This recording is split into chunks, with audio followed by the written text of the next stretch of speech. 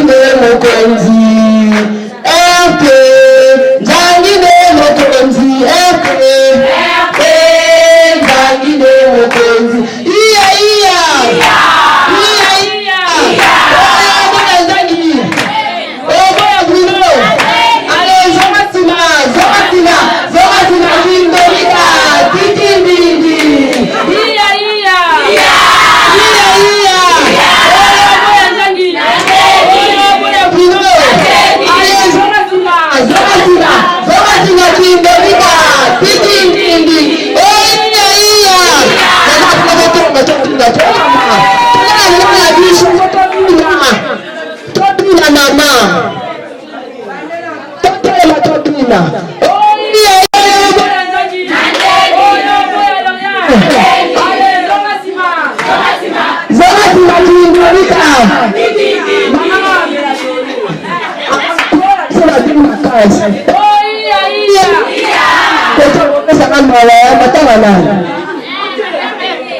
Madili ositokunda papa wembe ositokunda kabila lepe atokunda yo balakana mawati lelo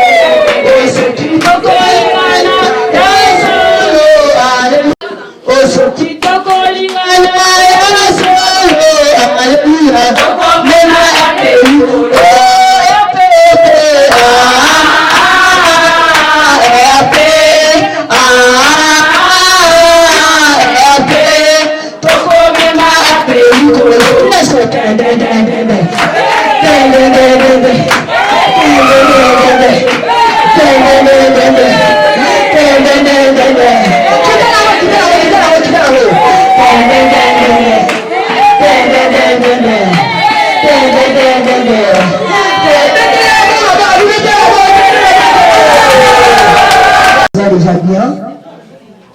Olingi oyemba nzembo ya bendele ya mboka na biso. On a respect na yango, otelemi esika ezwami yo. Elema légèrement. Elema. Bakadre na biso oyo baza na kati babimi. Oyamba bango.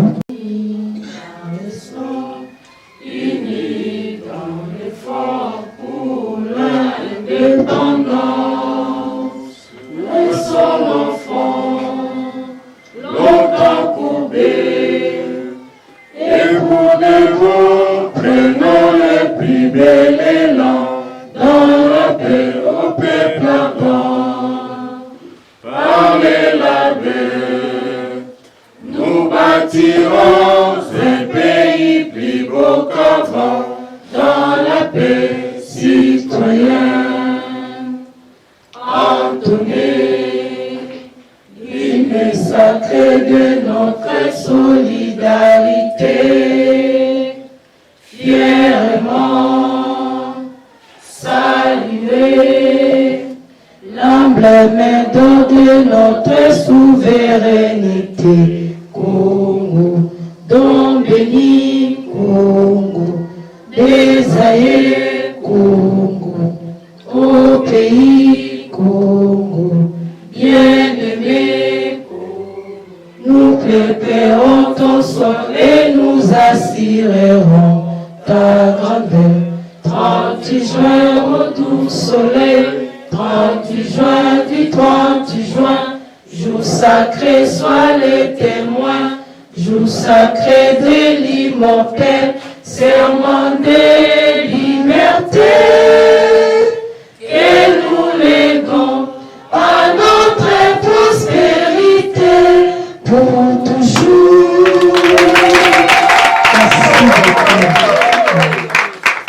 Merci.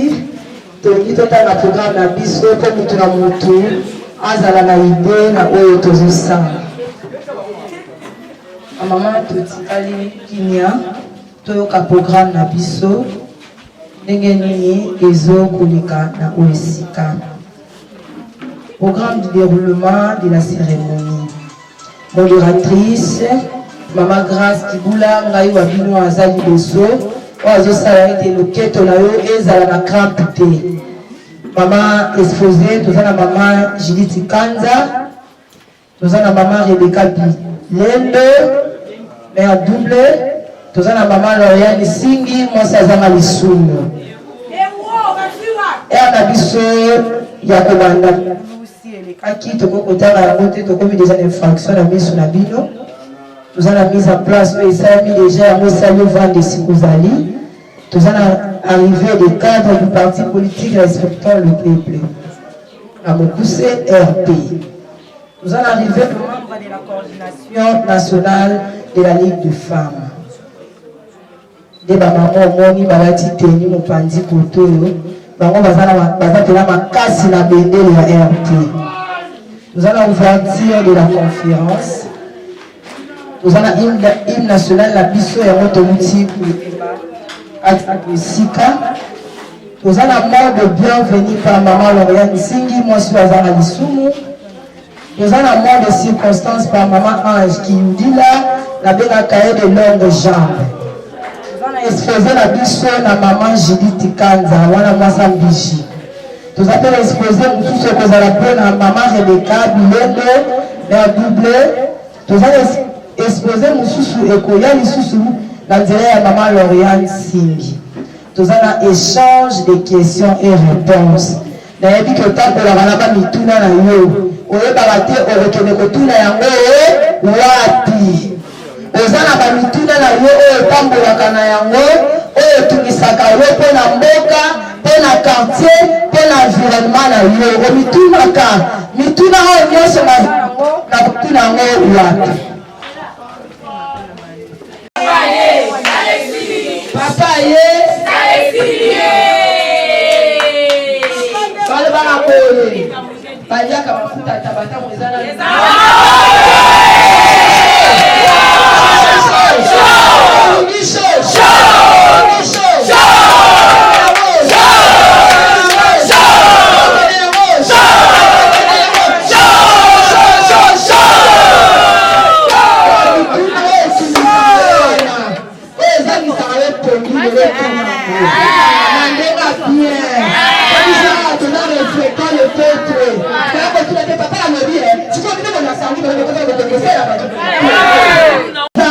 il faut ça ligne omitosa yangwana tokotika pene tatu wana eteni wana ekosunangana yo makasi toza na mot du secrétaire général oyo tobengaka baraputu mon général ye nde moto akopesa biso mo wana toza isu na mot du président national papa na biso akoti awa papa moko wana ta économique donc yo konuna ye azaka abongo toza isu na mot de clôture par le président national après tokokanga photo ya famille mo eloko pene tokabolaka kaka so mopaye otala wana ndako ezali programme na biso yango wana oyo tozalaki nango tobeti maboko beta maboko bolembi na yoter merci beaucoup nalingi sikoyo natika oyo boya bino ale zongatima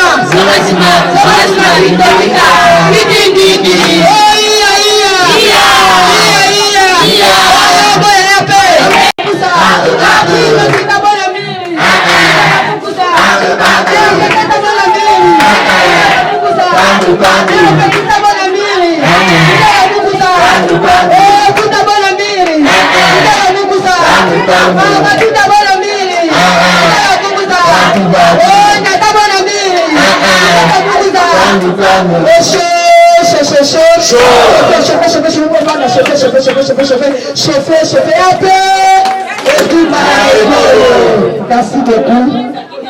Merci vraiment. On se fait la deuxième position.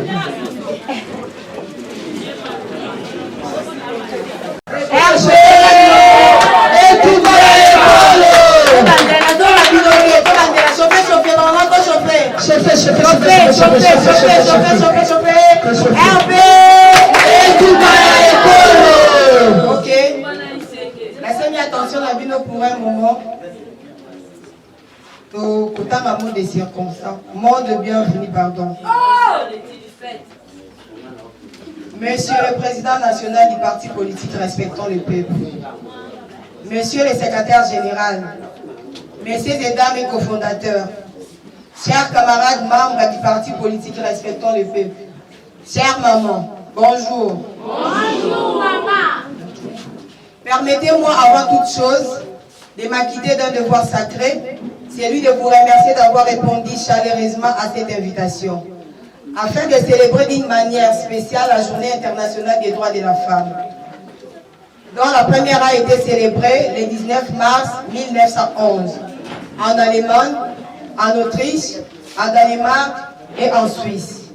Enfin, nous sommes heureuses de vous recevoir ce matin dans ce beau cadre pour qu'ensemble nous puissions réfléchir sur notre thème, promouvoir l'autonomisation de femmes ainsi que l'égalité des sexes dans les contextes de lutte contre les changements climatiques et de réduction de risques de catastrophes.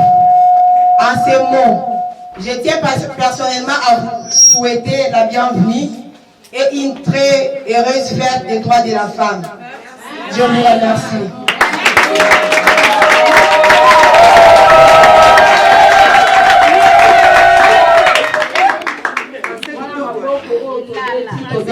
Maman Lauriane. C'est peut-être la RP ma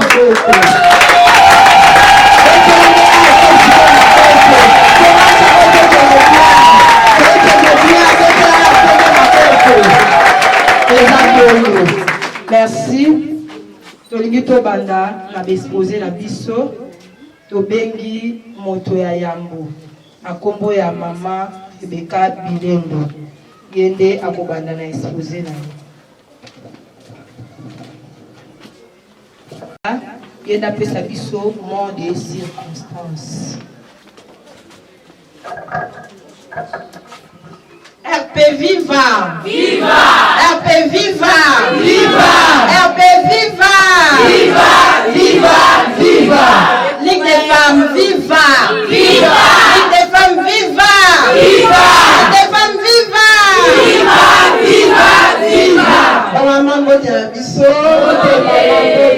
lelo na kati ya parti politique na biso Respectons le peuple. Ezali mokolo esengo pamba te biso ba mama tozwi lokumu eza bongo te.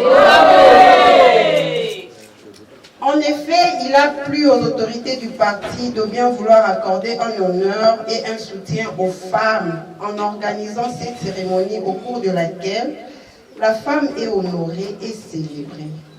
En ces jours, nous célébrons la femme, elle qui est porteuse de la vie humaine et l'espoir de tout un peuple.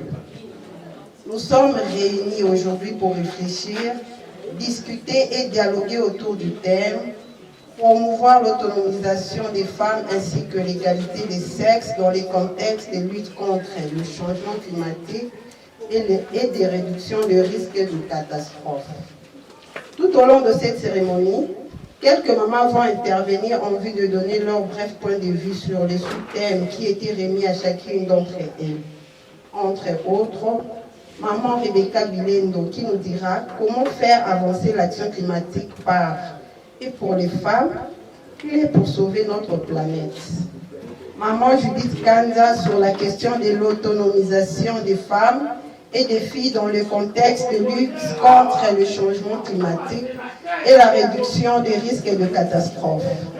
Maman Lauriane Tingui sur l'égalité de sexe, aujourd'hui pour un avenir durable.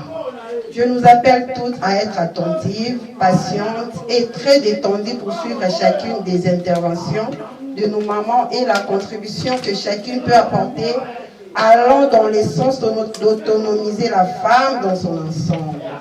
À tous ici présentes, je nous souhaite bonne fête des droits des femmes. Merci pareillement, merci beaucoup. Viva! Viva! RP Viva! Viva! RP Viva! Viva! Viva! Viva! Biso ba mama tosuki saka viva viva etumba ekolo tozali. RP Viva! Viva! RP Viva! Viva! RP Viva! Viva! Viva! Viva! Etumba ekolo tozali. Il faut que la bisambo comme ça biso ke biso ba mama to tozali. Biso ba mama to tozali. Soki tozali to beti sous maboko ma. Voilà. So comme ça la synthèse parce que biso mo to ebi ke to za na moi retard. Il y a ebandeli activité na biso. Maintenant o epesa melaki biso to sola na ba mama la mokolo lelo. Yango nde tozo kabola na bino. Tango tosisi pe ko kabola bozala motuna moko mibale botuni bako répondre bino lolenge moko pe ba mama o baza na sima pe bakosa. Alors biso nyonso ba mama toyebi chaque année mokili mobimba et célébraka o ezali le 8 mars. Le 8 mars c'est la journée internationale il y a droit de la femme. Na mboka na biso ba mama tokomisa yango fête ya mwa mobimba parce que ba maman to ebité biso mo to bilobelaka ba droit na biso non to kotisi yango te non to kotisi kolobela yango te yango to koma kozwa tout un mois pona kolekisa katango nyonso ba réflexion na biso sur ezali ba droit ya ba maman yango te lokola to zwa mwa mobimba le 8 mars elekaki ba maman ya RP ya babisika mususu pe ba fetaki biso to ponaki mokolo ya lelo ya le 23 poto solana ba maman ya RPO tozali awa tozali OK toye ko solana ba maman oyo tozali awa na présence pe ya présent na biso na présence ya ba cadre o bazali awa autour ya ba thème oyo ba pesaki biso ba thème o mokili pesaki biso ONI organisation nationale et ponaki est allé lié sur changement climatique. Changement climatique na lingala est allé mbongwana ya mokili. Mbongwana ya mokili. Voilà. Est allé mbongwana ya mokili. Alors biso na thème o ba pesa ki biso, je crois que maman Ange a outi kolobele yango awa. Est allé bongo faire avancer l'action climatique par le femme est la clé pour sauver notre planète. Lolenge nini ba mama bako kotambwisa o ezali mbongwana ya mokili et puis foto ye ba biso ba mama na kosala ete mokili mbongwana ezali bongo fongola oyo biso ba mama to kosala yango nde ezali fongola ya mokili tango biso ba mama tozali ko apporter o ezali contribution na biso na o ezali mbongwana ya mokili to ye ba ke tozali ko tosimbi clé po ezali fongola ya avancement ya makambo oyo ekokosalama na mokili nde tolobaka mingimingi na se ya moi. Alors na bandeko oyo bakoki koyeba nde tozali awa action climatique ezali bongo na lopoto na français tokoki koexplike yango na plusieurs manières. C'est une action marquée sur les êtres vivants soit par la température soit par le sol. Ezali mbongwana oyo ekoki kosalama kaka epa na biso bato awa na mokili na se ya mabele. Alors mbongwana wana ezali moto moko aya kosala yango na place na biso ezali mbongwana oyo mama oyo nyonso azali awa akoki kosala yango bisika nyonso azali na makambo nyonso asalaka yango te bamama tolobeli lisusu likambo etali climat kaka na action faire avancer l'action climatique tozomona mpe likambo tolobeli climat. Quand on le climat, peut-être on va comprendre mais on peut toutefois définir ça.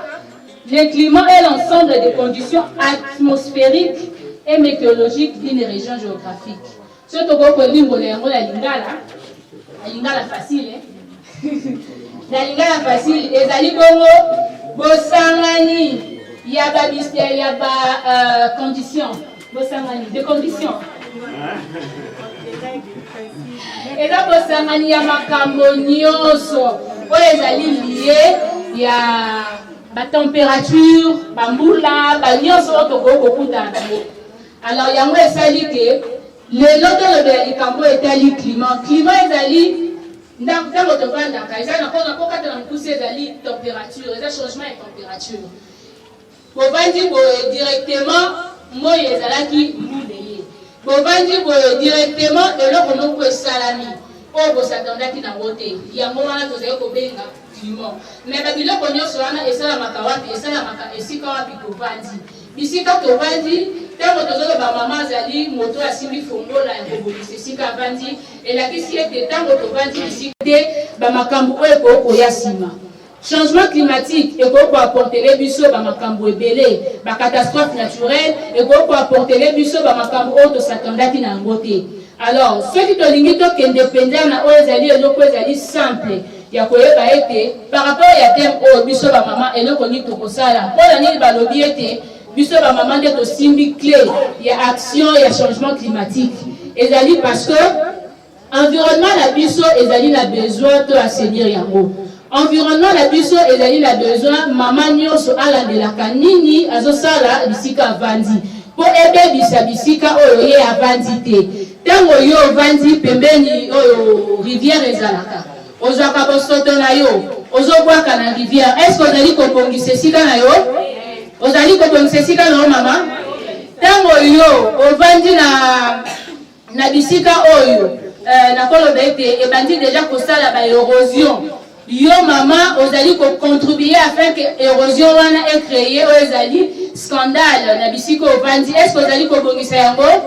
Nzangi otumoli ba mama otumoli nzangi otumoli ba mama kotia ba mama eleki makasi ya solo papa Antoine oza mwana ya ba mama pour te dire que tongwa na yo na poste ya PCA ex-onatra esalemi na sanza ya ba mama.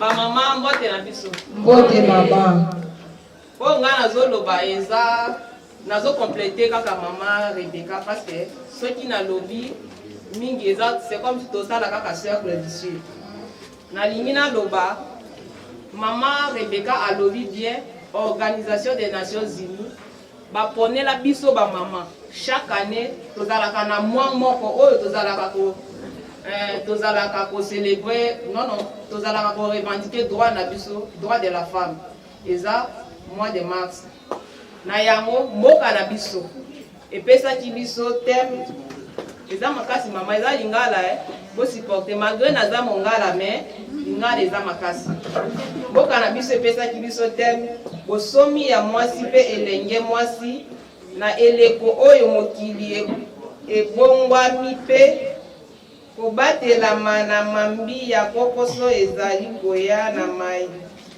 mai matali mbongwana ya mokili. Na français elobi l'autonomisation des femmes et les filles dans le contexte de lutte contre le changement climatique et la réduction des risques de catastrophes. Na yango tolobi mama. Mobali akoki kosala, mwasi pe akoki kosala yango. Une paix d'égalité, oyo mobali asali, mwasi asala kango. Donc tozala pona makambo wana, tozala eloko oyo tokoki kosala te ke oyo mobali asali nga na kosala te. Nyonso bakoki kosala, nous sommes capables de tosala. Merci beaucoup. Ngai na kobatisana oyo bamama balobi, bamama balobi mpenza bien makasi. Parité oyo tolobaka awa eza parité ya kati ya ndako te. Mama Kati, tu voulais ajouter quelque chose?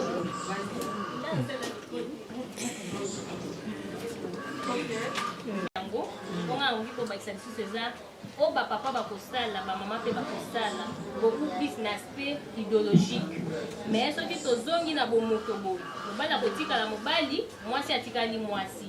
Mais ce qui tozo pousser l'argument plus pour la parité, tozo kana sur le plan idéologique. Ya onde ba maman ba oti kuluba. Biso basi tozala to confondre makambo te, que makambo mobali akoki kosanga pina kosala. Mwasi mobali akoki kopesa mwasi zemi. Mwasi akotoka ngote. Donc on voit plus sur le plan idéologique que ceux qui mobali akumbi mutuka mwasi pe akosala nini akokumba mutuka. Ba maman tozo ngona angle wana e kosunga biso. Merci beaucoup maman Kati. Elle n'a pas le bien. Ok. Maman Katia Lobi, maman et puis maman Bénédicte, ça vraiment la nzela. Donc parité autozo lobela awa. Et ça sur le plan idéologique et sur le plan professionnel. Donc et ça sur le plan de ma compétence. Et ça c'est que le quoi la tosa en a pour la parité kuna de commis la même point d'égalité na papa non. Autozo lobela awa et ça égalité sur le plan ya musala, sur le plan professionnel. La compétence parce qu'une femme a biso basi la compétence peut-être mieux que les hommes aussi. Donc dans la classe biso nyonso, moi je sais que moi je peux na ko beta tolo ko ba ke monga na travailler qui madame na cour olo. Mais autant il peut même na wolo ba bazali à travailler pe madame té parce que je sais il y a des femmes olo baza na compétence ya makati, ils sont très compétentes mais ce qui se passe en fait dans nos têtes c'est quoi? Moi je me dis c'est que ça et ça peut être beaucoup Kolabiso. Parce que dans l'ancien temps, Bako Kolabiso, Babane Koloba, quand il a plus les hommes aller à l'école, et ben on va se faire là. Et si il y a des mamans au Batikala Nango, une maman peut être quelque part au lot, elle a droit à Maloba, et elle s'y connaît, elle maîtrise la chose. Mais pour parler à Zobanga, non, le bateau sur la lobby, ils vont me regarder, voilà. Non, ceux qui ont dit que Osa sur ou encore Osa maîtriser la chose. Donc, et si quand on a le monde qui est comme on va sur la personne, on va sur la vie malade. Il le dit non, et si la propre le lobby bien, mais on a moniqué, ma canisse n'a pas été boy. Ou encore dit que le lobby peut être un monté, tu as à boy. C'est ça en fait. La parité, c'est ça, l'égalité à la compétence, égalité à niveau idéologique et professionnel. Et ça, c'est que non, ce n'est pas ça. Quand on parle de la parité, on parle du niveau professionnel, compétence et puis idéologique. Donc, maman, il faut que tu pèses le coup, tu me le parce que si moi, ça veut que sa solution, moi, ça pose la solution, mais, pourquoi la peur, la honte. La peur et la honte nous tuent. Il faut bannir la peur. Il faut bannir la honte. Et si je peux bien parler, parle. Peut-être sera mieux et vous allez mieux accepter que les hommes. Moi je me dis même aujourd'hui, sur le docteur Lukamisala, sur une bataille CV à papa, bataille oui, et puis ça passe. Mais quand c'est une fois qu'on regarde deux fois, bataille, ici, hein? Vous comprenez? Par rapport à ce que tu as écrit, sur le monde, on commence à maîtriser ma langue. Je les défends parce que je les maîtrise bien. Donc les mamans, il faut, nous les mamans qui éduquer une femme, c'est éduquer tout un peuple. Les mamans, nous devons tenir à l'éducation de nos enfants. Maman, il faut vraiment tomber ta cassette dans l'éducation à Bana. Parce que l'éducation, ils ont venir à lobby. Avenir l'avenir se prépare aujourd'hui. Pour ceux qui doivent éduquer, ils veulent avoir un ici mais si on a dit que poubelle et la question, on voit qu'à même quand on va rentrer la monde qui est dans la basalité, on voit qu'on n'est pas écouté, on voit qu'on ici poubelle les amis et puis on peut voir. C'est ce n'est pas parmi nous qui peut nous expliquer sur la ligne. Genre les amis. Genre, quand on parle des genre, les amis. Viva. RP Viva. Tant que le bélajar, tout le monde a moi si na mobile. Mobile aza capable de ça. Oh moi c'est pas beaucoup ça. Moi c'est pas capable de ça là. Oh moi si azo ça. Oh mobile azo ça là. Donc tant que le bélajar, tout le monde a l'homme et la femme. C'est tout. Ok. Merci beaucoup maman Aimée, maman Claudia. RP Viva. Viva. Ba maman mbote na bino. Mbote. RP Viva. Viva. RP Viva. Viva. RP Viva. Viva, viva, viva et tout va école. Merci beaucoup ba maman. Merci. Na ba maman. Merci na ba kambi ya ba maman. Lelo naza vraiment na eloko ya koloba te. Naloba kaka mwa muke na tikela mokonzi. Numéro 1. Aloba oyo azana posa ya koloba. Mais la limina tuna. Journée internationale de la femme ya anewana. Ba mama oyo bazalaka, est-ce que ba ngotombola maboko? Ba mama oyo bazalaka année passée. Hein? Ok. Alors, la bonne vidéo, maman, merci. La ligne a attiré attention, il y a ba dirigeante, il y a ba maman. Il ne faut pas que ba maman bali mwaka, ba maman misusu ba motama. Et ba maman oyo bazalaka, et ba maman oyo bakoya ba batisama. Yokani? Ok. Ba maman ya RP lelo eza mokolo na bino ya esego. Mais nalingi bo comprendre eloko moko natunaki bongo parce que eza na likambo moko na lobaka ngo la fois passée nalingi nazongela ngo lelo pona ko confirmer bino ke ekozala kaka bongo. Parti politique na bino respectons le peuple et kosala makambo oyo toujours na façon différente. Tokosala kango ata mokolo moko te ndenge moko na bato misusu. Na ebi ke ba mama ebele baza awa basi ba mi fetelaki oyo ya bango journée de la femme le 8. Mosu bolata eba maputa te bolata ki. Bon, ngana kosenga ba bimisa journée internationale des pains. Tout ça la bongo.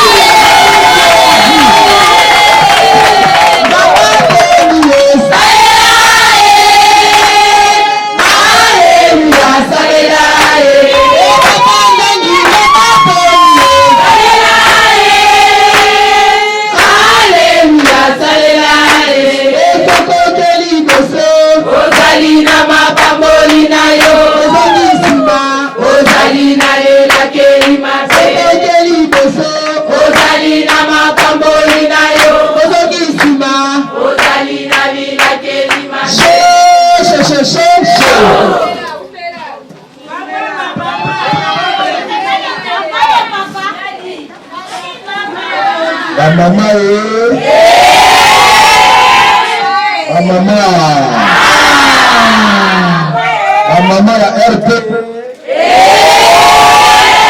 Maman ya RP. Maman lelo ezali mokolo na bino. Lelo ezali mokolo na bino. na ngai ezali nde esengo koya komona bamama koyoka mpe bamama ya RP.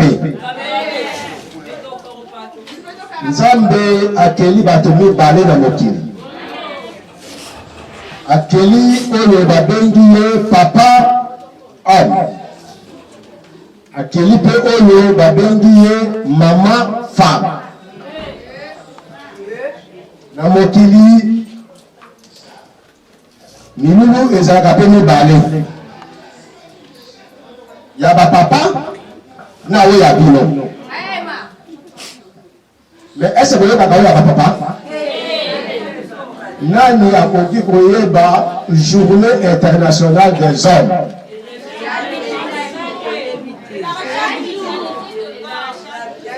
Bomani? Makambo ezali kolakisa ya solo bamama soki bolingi mboka etambola. Makambo etambola ezali nde bino bamama. Bokomona na le 19 novembre ezalaka mpe journée ya biso me oyokanaka te.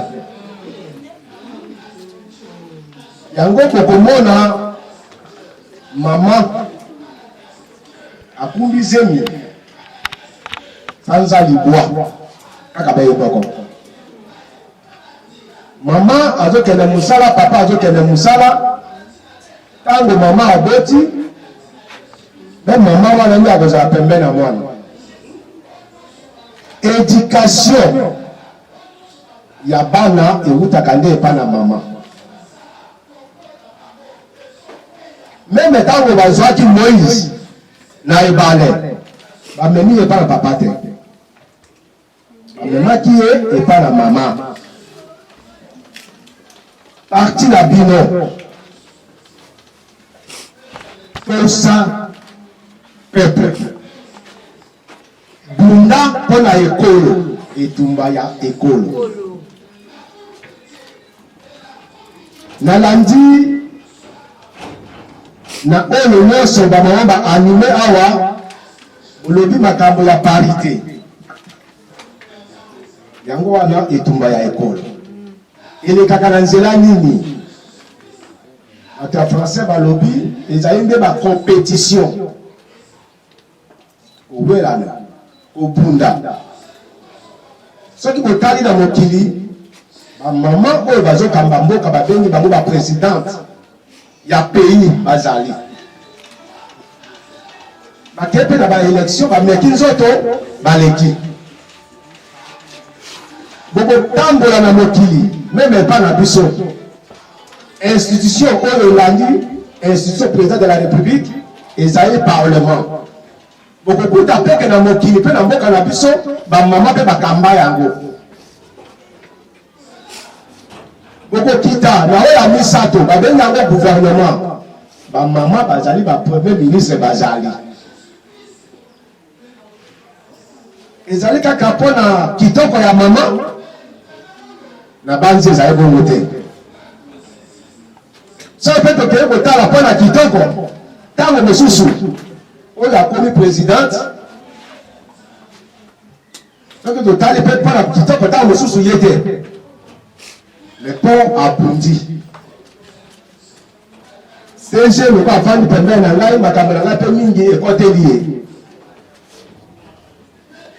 Mbala ya nsima bamama tobanda koyeba nombre ya bamama oyo bayaka, toyeba bazali combien mpona kotombola misapi te, toyebi ke bazalaki 100.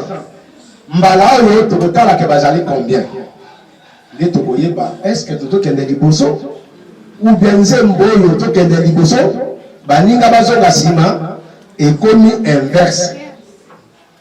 Ekomi baninga bazokende liboso biso tozonga nsima. Bamama nalobi lelo ezali mokolo ya bino, nazali na esengo mpo namona bino kala, bino mpe bomoni ngai kala. Yango na journée na ngai ya lelo atako ba rendez-vous atako misala nalobi na kobanda nano koya kohonore bamama.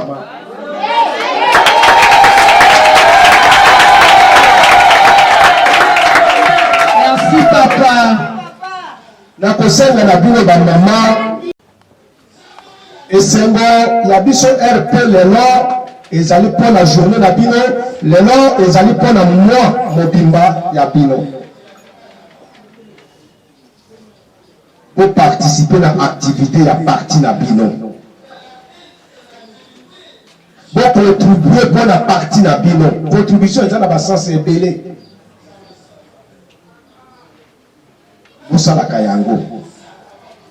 Le 8 mars 2023, les bandits qui déjà, dans le 8 mars 2022, vous allez vous préparer Yango. Ma maman et Sengonabino, ils allaient que Sengo, il y a président, il y a parti Nabino. Moko wabino awuti koloba moi na bino moi pe oyo balobi place nazali na bana pe kokamba naino moi na bino pona nini ezaki na janvier te pona nini ezaki na février te pona nini bazela nano na avril te mais eza pe na moi na bino eza na tina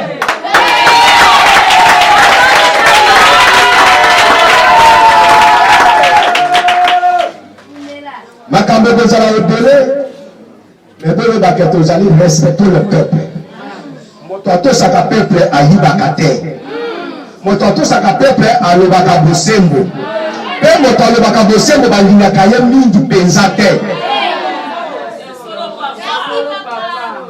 yango nakoyebisa bino ezali lelo nde nasilisi kelasi te ezali lelo nde nakomi depute te mais ezali lelo bapesi ngai mikumba mpona nini moto moko azali akanisi me yamboke moto wana akanisa bato bazalaki te me mpona nini basalaki te yango soki ndeko azali na signature akanisi yo zala mpe reconnaissant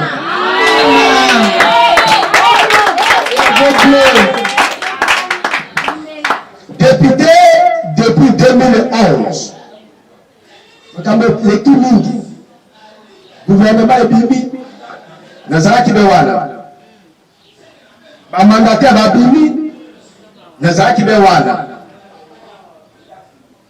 tobandaki koyoka lombo wana tobandi oyo na biso RP ekoki balobi Fati Petro zala wana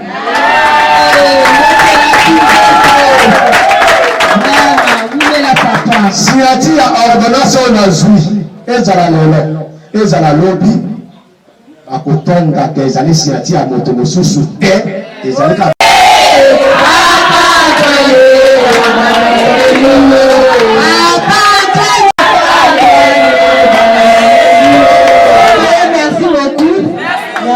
Papa. Merci vraiment, merci beaucoup. Tokomi na biso ya suka, totelemi vraiment, totelemi biso nyonso. Nani aluki makambo? En tout cas, papa lukeli biso makambo. Totelemi, minu na biso komi na suka, merci pour la patience na yo yaki. Merci pour la disponibilité na yo.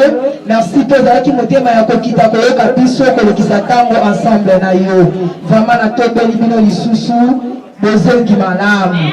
Tolingi to yemba hymne national na biso pour na tongwa ya mboka. Bonjour, honorable. Bonjour, madame.